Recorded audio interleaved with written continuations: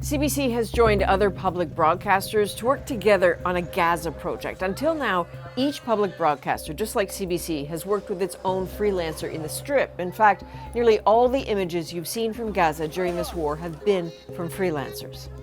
The situation that we're in with international journalists unable to get into Gaza is completely unprecedented for any recent conflict.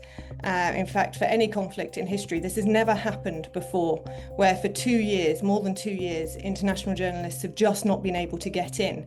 And by not able, she means not allowed, barred from entering by Israel. The local journalists who are on the ground in Gaza face increasing danger, lethal attacks by Israeli weaponry, accusations they're members of Hamas, then threats and accusations from Hamas that they're Israeli spies. It's all made understanding the whole picture of what's happening there even tougher. So that's why the European Broadcasting Union, or EBU, hatched a plan to bring organisations together who are working with freelancers and staff inside Gaza, to bring them together to tell multiple aspects of one story and to do that together. For 3 weeks in August, all the journalists working for these public broadcasters fanned out across Gaza to gather on one story in particular, the story of hunger.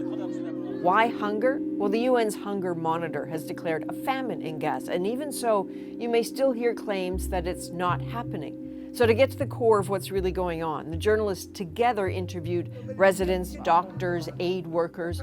The broadcasters then shared the footage, the information, the fact-checking around the world to try to get you the most complete picture possible. Celle de la famine à Gaza. Nearly 50 media outlets around the globe are now using that footage and information, something they would not have been able to access before. For CBC's part, our freelancer focused on children caught in this. He met Ahmed, who died just days after he was interviewed.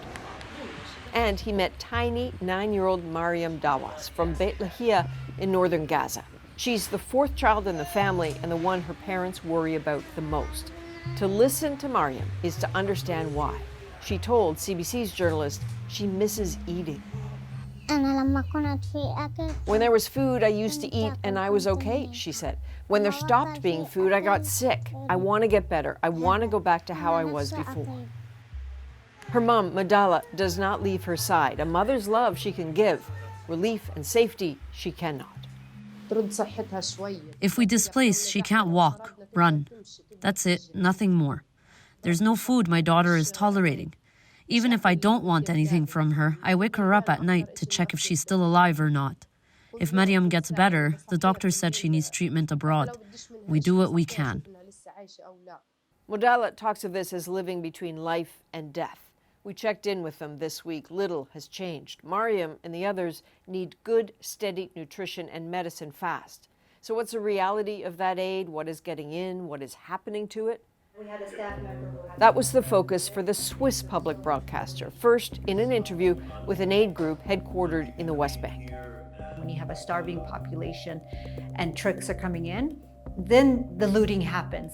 Then the gangs are able to stop the trucks and take whatever they need.